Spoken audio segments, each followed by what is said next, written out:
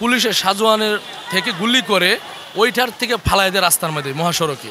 স্বৈরা শাসক প্রধানমন্ত্রী ছিল শেখ হাসিনা, সে সহ তার পুলিশ প্রধান এবং সাবেক স্বরাষ্ট্রমন্ত্রী আসাদুজ্জামান কামাল, রাশেদ খান মেমন সহ 44 জনের নামে আমি একটা হত্যা মামলা দায়ের করেছি। আমি মোহাম্মদ আব্দুল জলিল আজ ঢাকায় এসে যে গত 18 জুলাই আপনারা জানেন এবং সমস্ত বিশ্ব মিডিয়া, বাংলাদেশ সহ বিশ্ব মিডিয়ায় প্রকাশ হয়েছে, সাভার আরিচা মহাসড়কে শিমুলতলা এলাকায় গত 18 জুলাই যে একটি হত্যাকাণ্ড হয়েছে। আপনারা জানেন যে যেটা একজন ছাত্র, তার নাম হলো শাইখ আসাবুল হাসান হিমেল, তাকে পুলিশের সাজোয়ানের থেকে গুলি করে ওইটার থেকে ফালাই দেয় রাস্তার মধ্যে মহাসড়কে।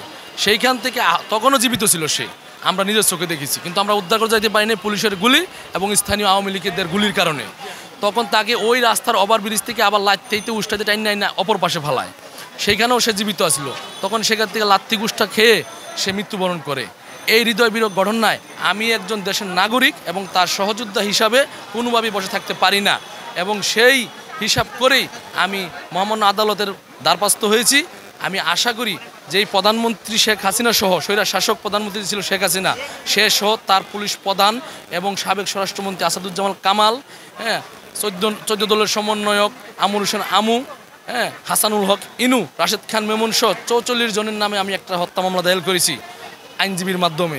তারা সরাসরি এফআইআর করার নির্দেশ দিয়েছে এবং আমি আশা করি যে এই মামলার যারা আসামি আছেন স্বৈরশাসক শেখ হাসিনা সহ তাদেরকে দ্রুত দেশে ফিরিয়ে আনো, গ্রেপ্তার করে তাদেরকে আইনের কাজ দাঁড়া করায়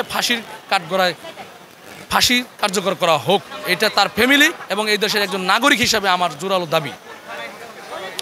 এই মামলাটা হয়েছে আশুলিয়া থানাকে নির্দেশ দেওয়া হয়েছে।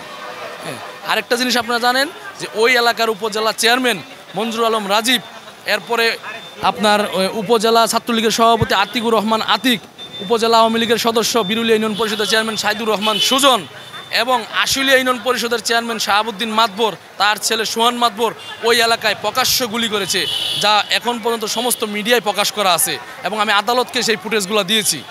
আমরা চাই এটা সুষ্ঠু তদন্ত এবং ন্যায় বিচার পাবো।